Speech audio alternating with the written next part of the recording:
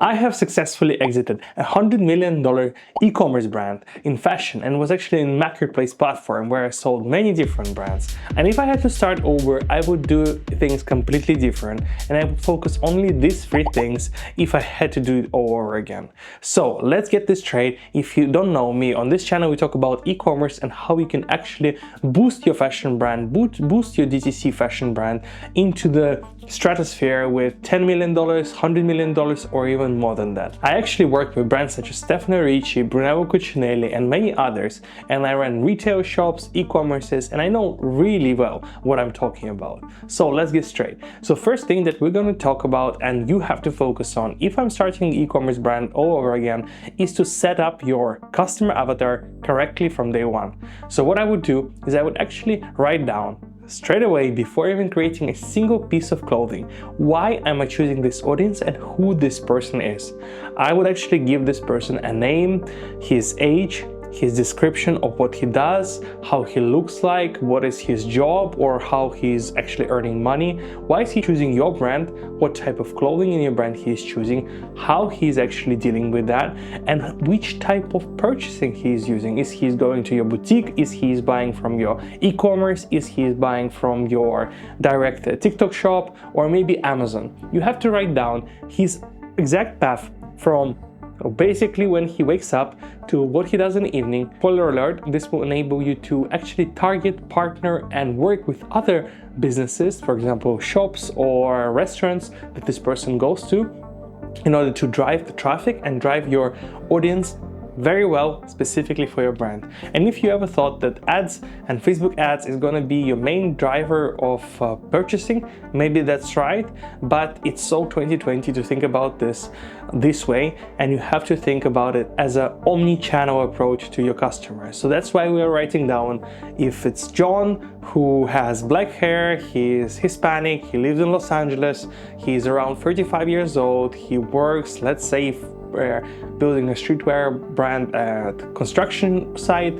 He is excited about pop culture. He drives a bicycle to work and from there, and things like that. You really try to nail deep what is he doing, why is he doing, does he have children, and everything like that.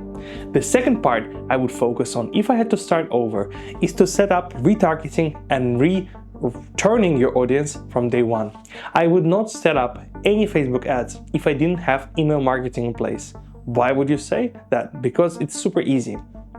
CAC, the customer acquisition cost, drives up every single year by around 20%. At the moment for fashion brand, it can be from $30 to $100 just to get your first customer.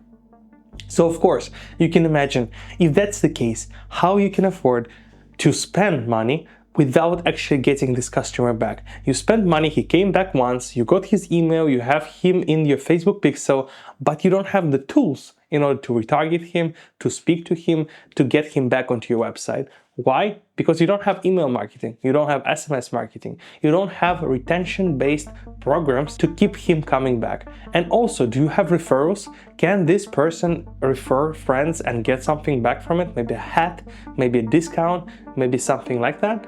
You don't? Okay, that's the problem number two. You have to think about retention and making your customer shop monthly at least in your fashion brand in order to be successful and actually earn good enough money from this one customer in order to being able to acquire new customers to your website. And the third thing that I would focus on if I had to start over is to actually understand why is your customer buying and how you can influence that with content.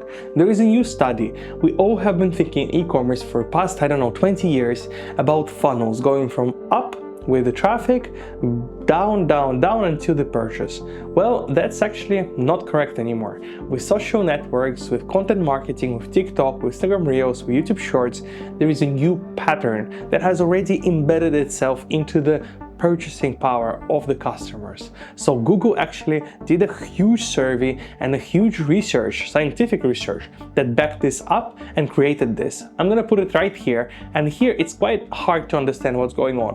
But what you need to understand is that the customer, before he purchases, before he even clicks on your ad, needs to have some understanding and needs to know that you exist. So what does it mean? It means that you have to interact with him 3, 5, 7 times in order to really make him think of you the next time he sees your ad to click and buy. So how can we do that? Of course, we can show more ads, but they're super expensive. So what we can do instead is do really good content specifically for our audience. I'm not talking about creating a new account and working with some hacking of the algorithm. No, I'm talking about making sure that you know who you're talking to, making content specifically for them. If it's a fashion run show, do that. If it's AI generated fashion clip, do that.